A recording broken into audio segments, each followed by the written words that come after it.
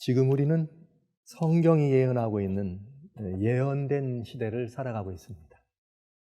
지금 우리는 어쩌면 인류 역사가 오랫동안 기다려왔던 이 놀라운 일들, 그 가운데서 가장 영광스러운 장면을 목격할 그런 시대에 우리가 서 있는 바로 그 이 시점을 통과하고 있다고 하는 생각을 하게 됩니다. 지금 우리들은 지난 시간에 말씀 보았습니다만 교회 요한계시록에 나와 있는 그 예언 시간표, 예언의 그 진행 일정표에 따라서 매우 중요한 예언의 마지막 국면을 지금 현재 우리가 통과하고 있다고 하는 것을 살펴본 것입니다.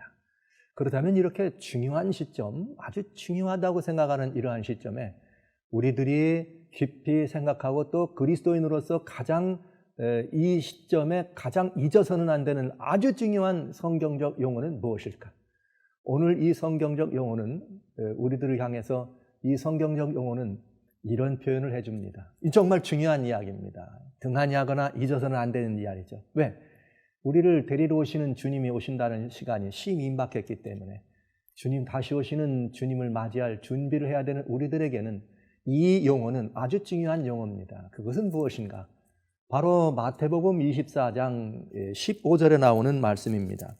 마태복음 하나님 말씀 24장 15절에는 24장의 백그라운드는 예수님의 제자들이 감람산에 모였습니다. 그런 다음에 예수님한테 여기 3절에 뭐라고 물어보는가 하면 감람산 위에 앉았을 때 제자들이 조용히 와서 우리에게 일러주세요. 어느 때 이런 일이 있겠습니까? 그 어느 때 있겠습니까? 하면서 두 가지를 말씀하세요. 하나는 뭐냐?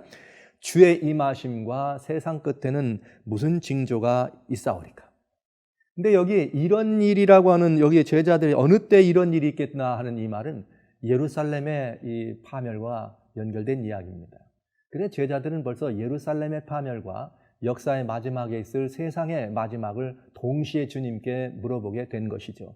자, 여기 이렇게 물어보는 이 제자들에게 주님께서 아주 중요한 말씀을 하나 하세요. 그건 오늘 이 시대뿐만 아니라 인류 역사 속에서 매우 중요하게 모든 경점들을 차지해오고 방향을 우리들에게 가르쳐주기도 하고 또 이렇게 일러주기도 한 다양한 이야기 중에 한 핵심이 있었습니다. 그건 바로 마태복음 24장 15절 말씀입니다.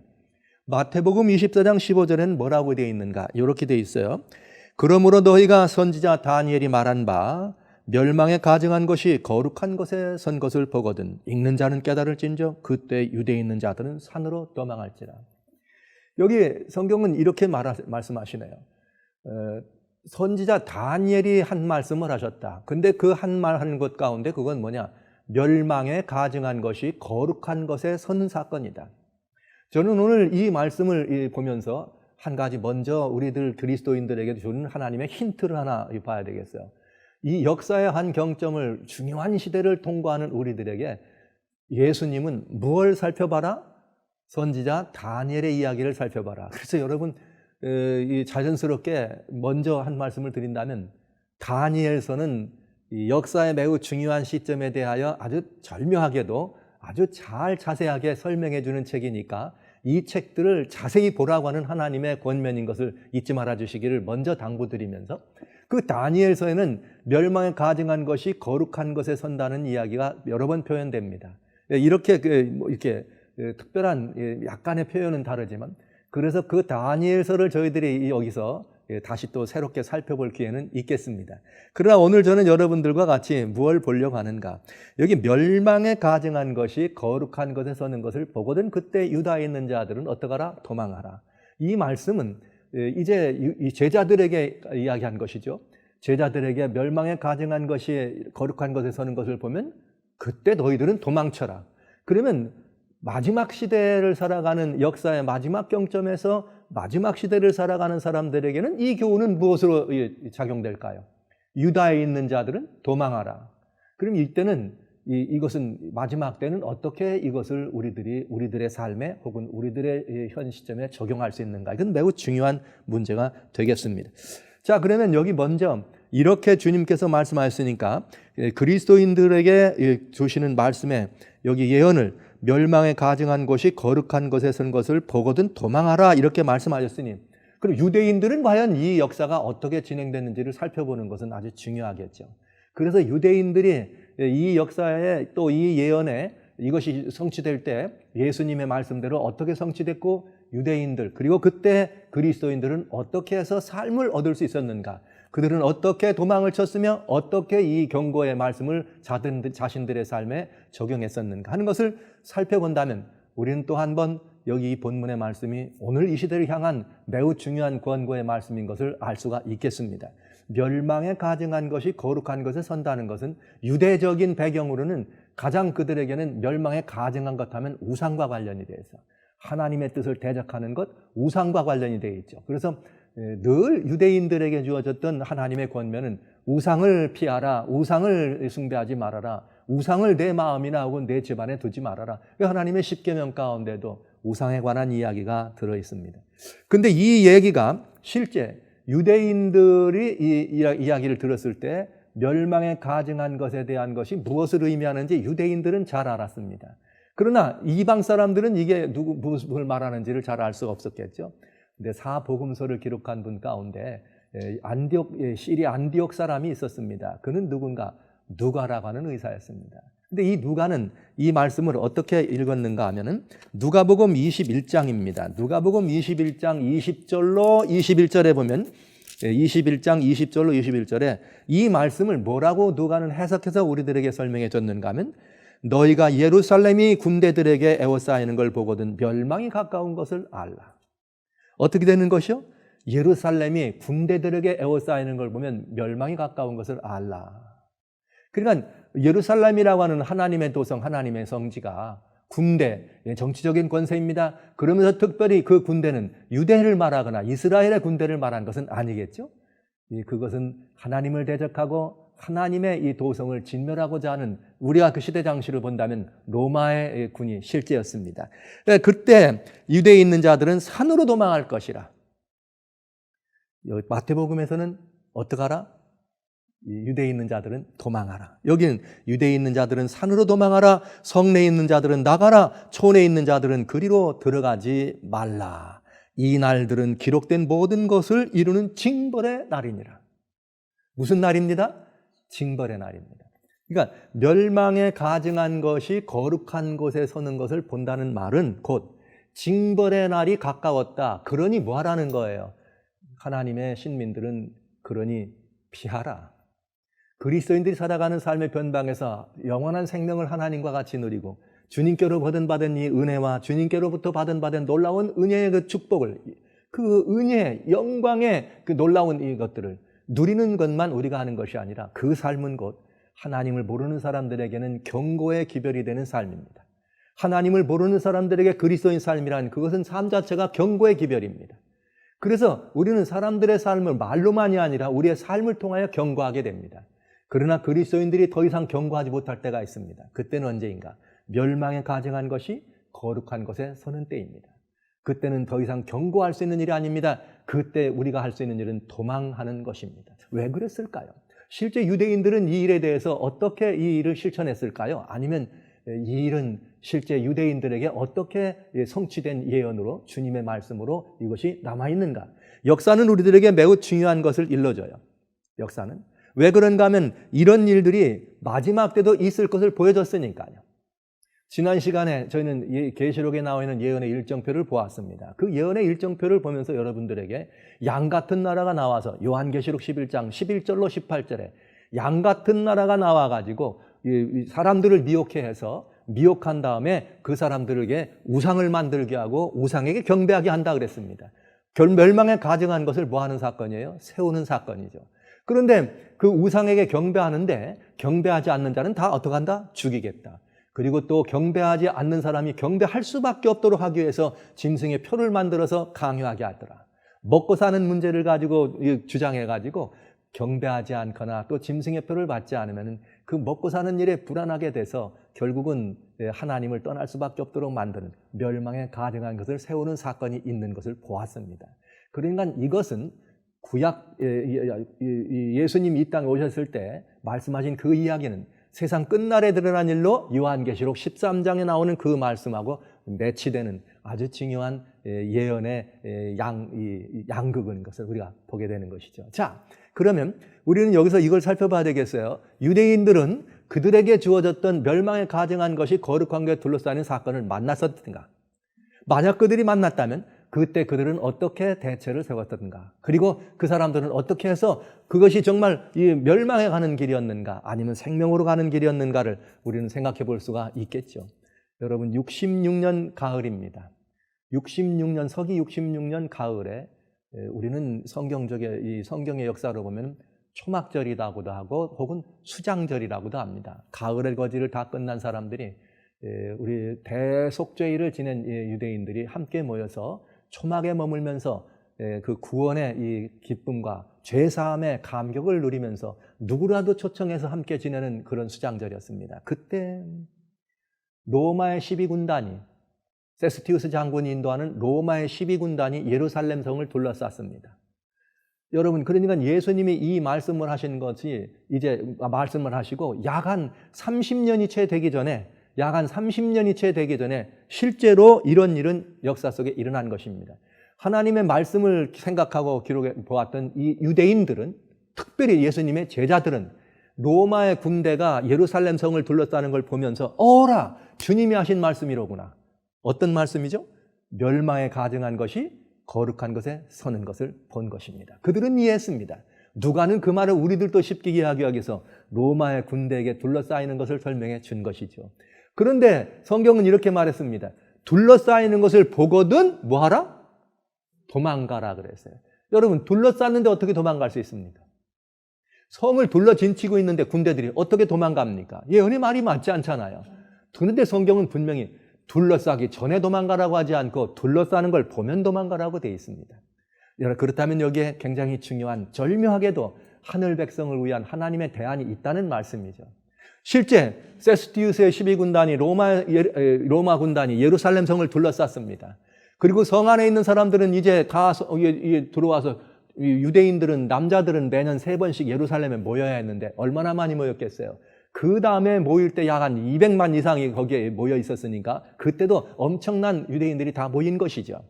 그 성에 모여 있을 때 어떤 일이 벌어졌는가? 이제 성에 있는 유대의 말하자면 우국지사들, 유대 나라의 이런 전사들은 이제 어떻게든 이 성을 지켜보기 위해서 이렇게 뭔가 대비를 하고 있는 것입니다. 그러면서 군인들이 성문을 막았어요. 아무도 나가지 마라.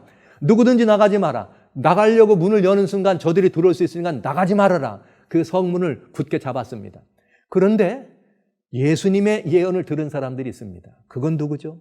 당시의 그리스도인들입니다. 예수님의 제자를 통해서 이 말을 들은 사람들입니다. 유대인들이 모여있을 때, 예루살렘에 모여있을 때 성이 로마의 군대에 둘러싸이는 걸 보거든 그때 어떡하라고요? 도망가라고요. 그러면 이제 그 도망갈 수 있도록 길을 열어주는 것은 누구의 책임입니까? 말씀하신 분의 책임입니다. 도망가라 하셨으면 도망갈 길도 주님 책임지신 거죠. 그들은 알 수 없는 일이 벌어졌습니다. 이 유대 그리스도인들이 주님은 도망가라 그랬고, 이 유대 병정들은 문을 막고 못 나가게 하고, 밖에는 로마의 군대가 둘러진 섰습니다. 그런데 이상한 일이 벌어집니다. 느닷없이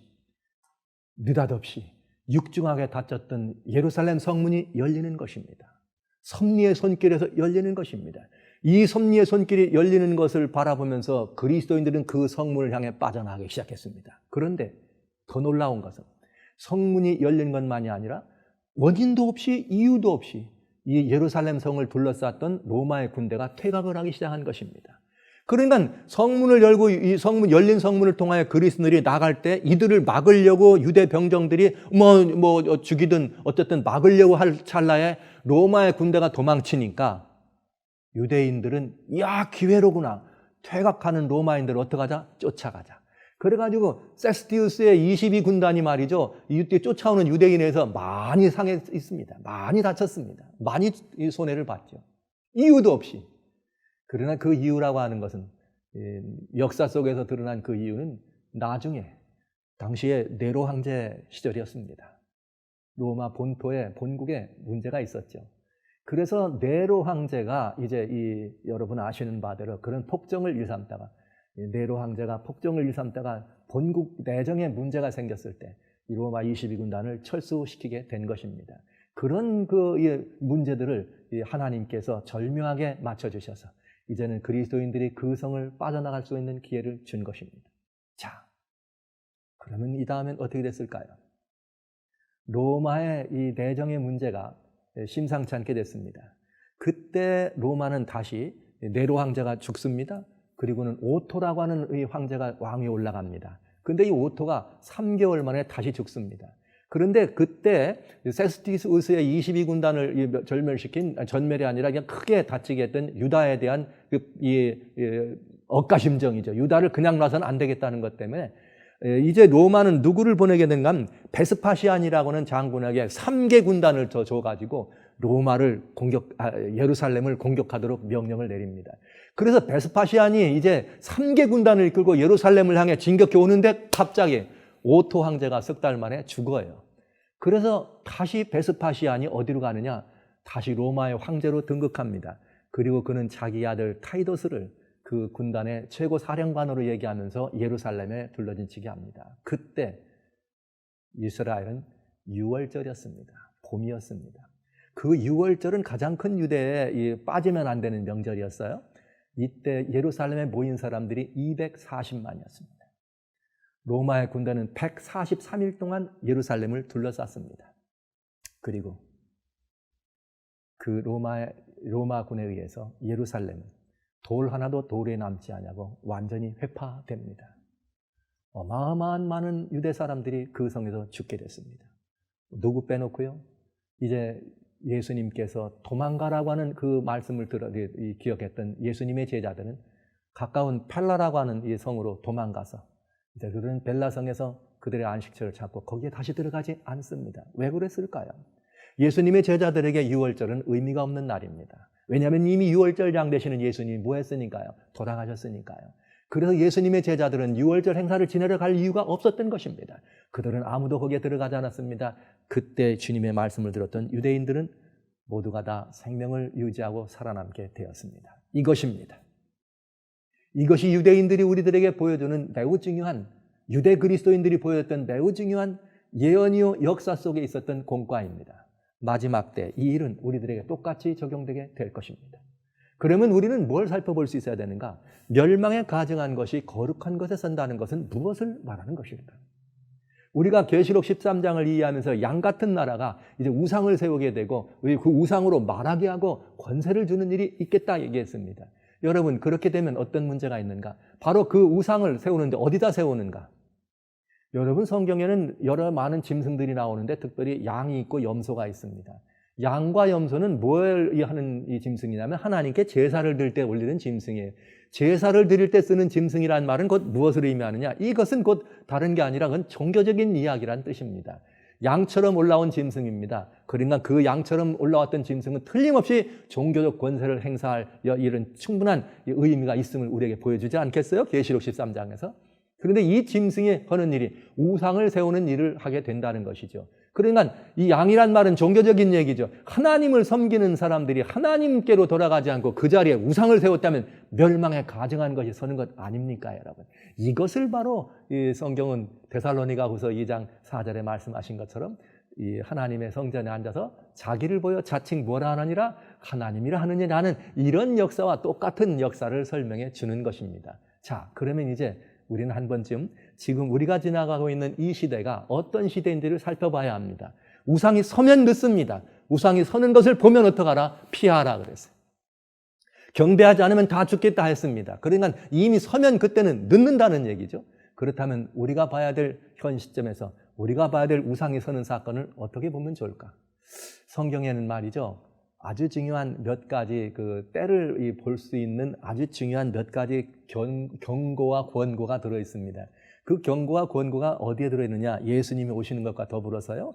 특별히 예수님 오시는 것과 함께 더불어서 어떤 경고와 이런 이 말씀들이 우리한테 주어지느냐? 누가복음에 보면 17장에 이런 말씀이 있습니다. 누가복음 17장에 보면은 예수님이 마태복음 24장에서는 제자들이 예수님에게 어느 때 예루살렘에 문제가 생기고 어느 시절에 예수님에게 문제가 생길 뿐만 아니라 역사의 마지막이 있습니까? 이렇게 물어봤어요. 그런데 여기 바리새인들이 예수님께 그런 물어보는 말이 있어요. 바리새인들이 뭘 물어보느냐? 예수님을 향해서 이렇게 물어봅니다. 17장, 누가복음 17장 20절에 뭐라고 얘기하는가 하면 바리새인들이 하나님의 나라가 어느 때 임하니까 묻거늘.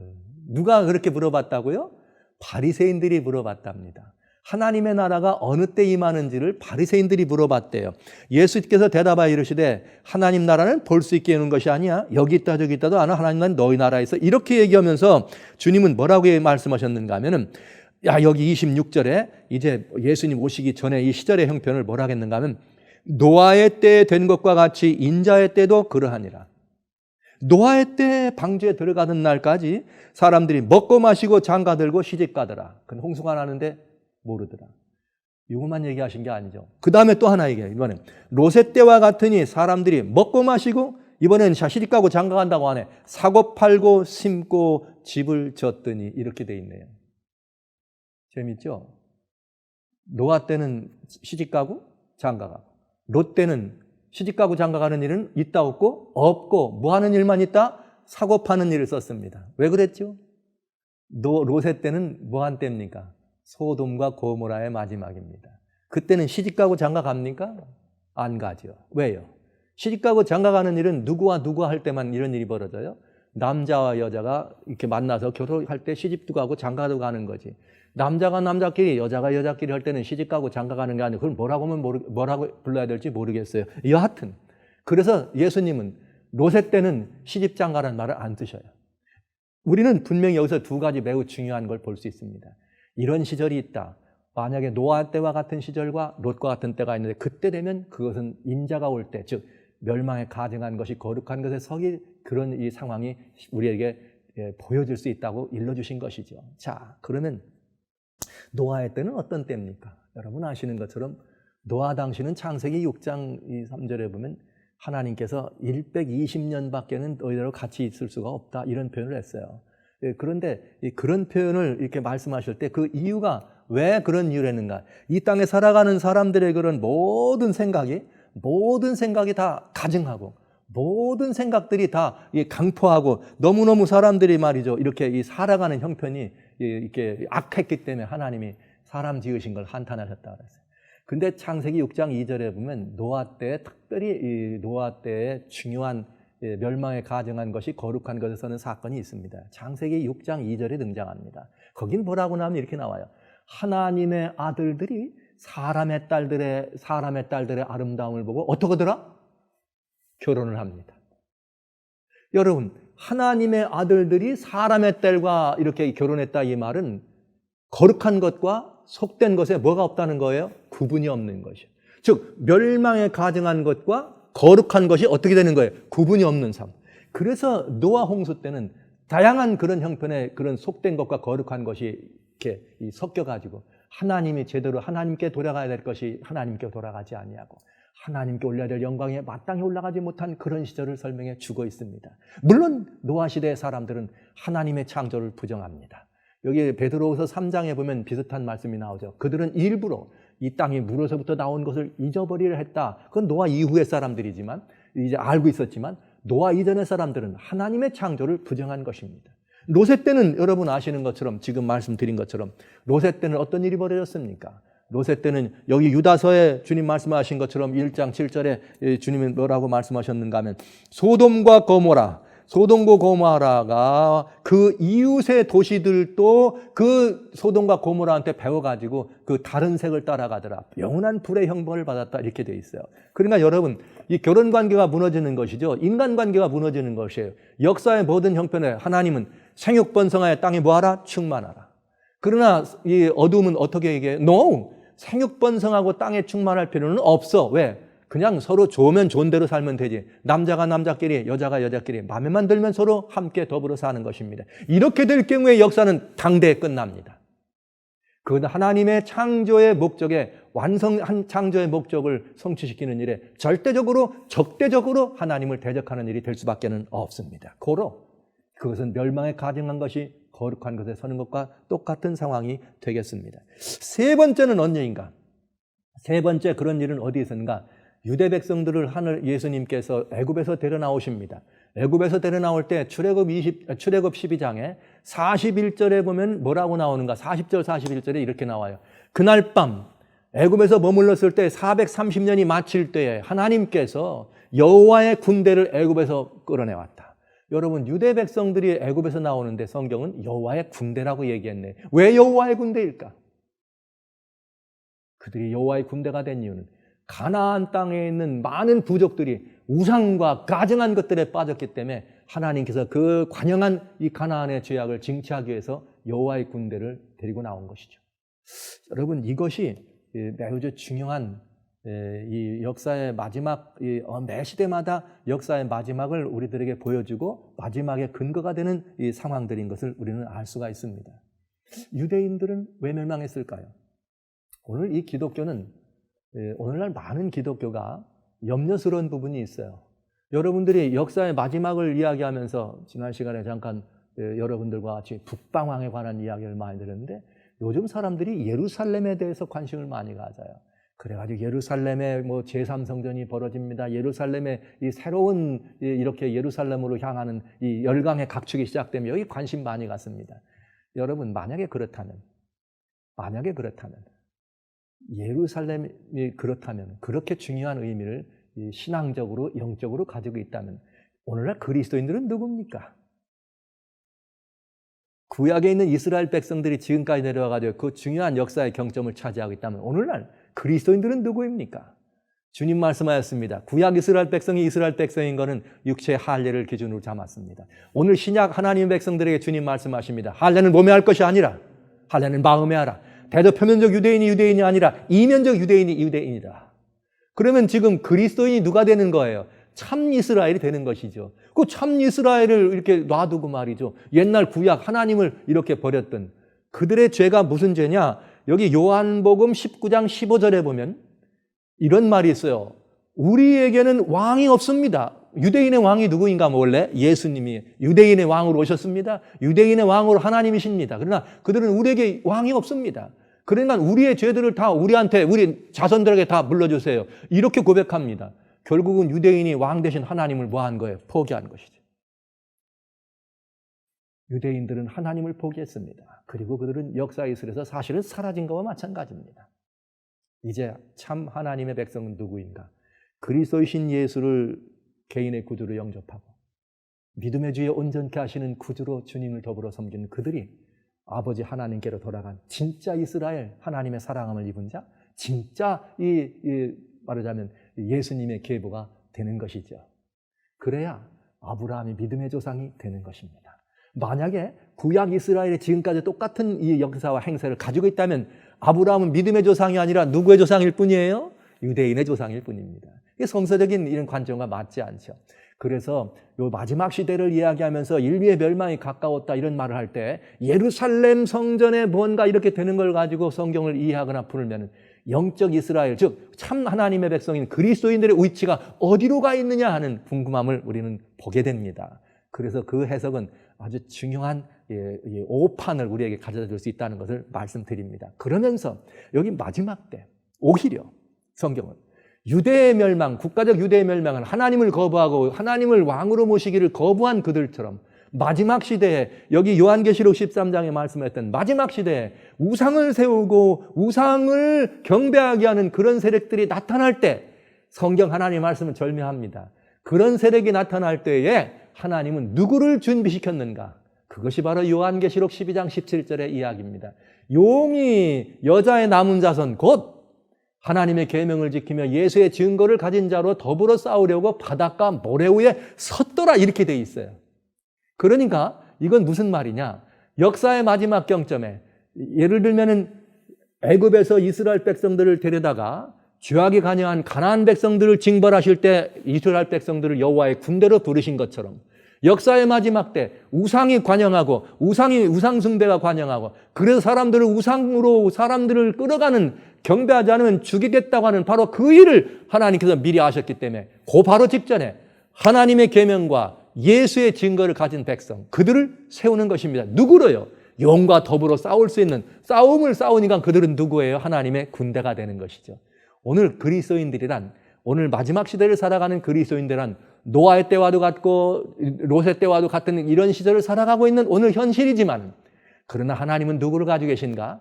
하나님은 하나님의 군대를 가지고 계십니다. 이 악과 이 죄를 바라보면서 더 이상은 안 됩니다. 더 이상 이렇게는 안 됩니다. 우상에게 경배하는 것은 하나님에 대한 모독이요, 신성 모독이요, 하나님에 대한 배신이요, 배반입니다. 이렇게 경고하고 외치면서 영혼과 사단과 어둠의 권세와 이 죄의 이 근본과 더불어 싸워야 될 하나님의 군대가 있다는 것이죠. 다시 말씀드립니다. 하나님의 계명과 예수의 증거를 가진 사람들이 바로 그들입니다. 그들이 싸우는 것이죠. 그러면서 유대의 제자들이, 예수님의 제자들이 뭘 한 거예요? 멸망에 가증한 것이 예루살렘을 둘러쌀 때, 로마의 군대들이 예루살렘을 둘러쌀 때, 여러분 주께서 말씀하셨습니다. 이때가 도망갈 때입니다. 여러분 주께서 말씀했습니다. 우리는 나갈 수 있습니다. 문 닫았는데 어떻게 나갑니까? 주께서 책임지십니다. 이리고 그들은 도망간 사람들은 살았습니다. 그것처럼 바로 여기 여호와의 군대로 하나님이 택해놓으신 하나님의 계명과 예수의 증을 가진 이들이 해야 될 일이 뭐냐? 이들이 할 일이 뭐냐? 도망가라! 외쳐야 되지 않겠어요? 근데 성경은 마지막 백성들이 어디로 도망가라 그랬는가? 산으로 도망가라 그렇게 됐네요. 여러분, 이 하나님 백성들이 서서 살아가는데 산, 동네 뒷산 말할까요? 아닙니다. 여러분, 우리가 피할 곳이 있습니다. 그것은 무엇인가? 계시록 18장 4절에 주님이 큰 음성으로 외쳐가로되 내 백성아 너희는 거기서 나오라. 나와서 어디로 갈까요? 하나님께로 돌아갑니다. 그래서 여기 우리가 산으로 돌아간다고 하는 말은 하나님의 산, 하나님의 회, 하나님의 백성들과 연합하고 참 하나님께로 나와 경배하고 하나님께로 돌아오라고 하는 하나님의 초청의 메시지인 것을 우리는 알게 됩니다. 말일에 여기 이사야 하나님 말씀 2장에 어떤 말씀이 있는가? 왜 여호와의 산이라 그랬는가? 아주 중요한 말씀이 여기 있습니다. 이사야 하나님 말씀 2장 2절 말일에 여호와의 전의 산이 모든 산 꼭대기에 굳게 설 것이요. 말일에 어떻게 됩니다? 여호와의 전의 산이 모든 산 꼭대기에 굳게 설 것이요. 모든 산은 산 위에 모든 작은 산 위에 뛰어나리니 만방이 그리로 몰려들 것이다. 그리고 많은 백성이 가며 이르기를 오라 우리가 여호와의 산에 오르며 야곱의 하나님의 전에 오르자. 그가 그의 길을 우리에게 가르칠 것이라 우리가 그 길로 행하리라 하니니 이는 율법이 시온에서부터 나올 것이요 여호와의 말씀이 예루살렘으로부터 나올 것입니다. 이렇게 주님은 분명히 말씀하십니다. 말이래 여호와의 산이 모든 산 위에 높아집니다. 이 산은 참된 경배를 의미합니다. 하나님의 회를 의미합니다. 하나님의 신민들의 모임을 의미합니다. 하나님의 영광이 덮인 시온산을 의미합니다. 말이래 이 하나님의 산에 우리를 돌아오라고 부르신 것입니다. 그러면 그것은 무엇인가? 오늘 우리는 우리가 있는 곳에서 하나님께로 돌아가는 것입니다. 우리의 마음과 우리의 모든 생각과 우리의 삶 모든 것을 아울러 하나님께 들고 하나님께로 돌아가는 것입니다. 하나님만이 우리들의 모든 것들을 이렇게 책임져 주실 유일한 분이기 때문에 그렇습니다. 어떻게 하면 돌아갑니까? 그리스도신 예수를 통하여만 돌아갈 수 있습니다. 나는 길이요 진리요 생명이니 나로 말미암지 않고는 아버지께로 나올 자가 없느니라. 그러니까 여러분 지금은 어느 때인가? 우상이 서는 때입니다. 사람들이 미혹되고 있습니다. 여러 다양한 모습 속으로 사람들이 살아가는 삶의 모습들이 그렇게 되지 않았습니까? 2015년 2월 26일 오바마 대통령 당시의 미국은 이제 드디어 이 동성애를 동성 결혼을 합헌화시켰습니다. 소돔과 고모라가 그것 때문에 망했습니다. 그렇다면 이제 이 역사는 그렇게 흘러가고 있다는 사실을 우리에게 보여주고 있지 않습니까? 2017년 4월에 지금 현재 대통령인 트럼프 대통령은 잔슨스러라고 하는 것이 있어요. 이건 종교가 정치나 이런 데 연합하거나 참여하지 못하도록 하는 법입니다. 그거를 트럼프 대통령이 완전히 대통령령으로 없애버렸습니다. 그래서 이제는 종교가 어떤 의미로든 정치와 관여하고 참여할 수 있도록 문을 열어놓은 것이죠. 그렇다면 여러분 기대가 됩니까? 그렇다면 여러분 뭔가 생각이 깊어집니까? 그렇습니다. 정치와 종교가 합동하면 멸망에 가증한 것이 거룩한 곳에 서는 사건이 되겠습니다. 그것은 우리를 우상으로 경배하게 하고 우상으로 가까이 끌어가는데 매우 밀접한 관계가 있다는 사실을 기억해 주시기 바랍니다. 지금은 도망할 준비를 할 때입니다. 우상이 서기 전에 도망가지 않으면 안 됩니다. 도망가는 건 우리의 삶의 변방을 피해서 보따리 싸고 가라는 거 아니에요. 우리 삶에 어떤 것들인가 이것도 팔고 저것도 팔고 어디로 도망가라는 이런 말 아니에요. 그런 것들을 하나님께 기도해 보시기 바랍니다. 도망간다는 건 뭐냐? 이 험악한 죄악의 권세, 어둠의 권세를 피해서 누구 품으로 돌아오라는 거예요. 하나님 품으로, 만군의 하나님이신 여호와 앞으로, 모든 것들을 정하신 전능하신 분 앞으로 돌아오라고 하는 하나님의 초청인 걸 기억하면서 그리스도인 예수를 통하여 아버지께로 돌아가는 결단의 시간, 결단의 삶이 바로 이 시간 여러분의 삶이 되어주시길 주의 이름으로 축원합니다.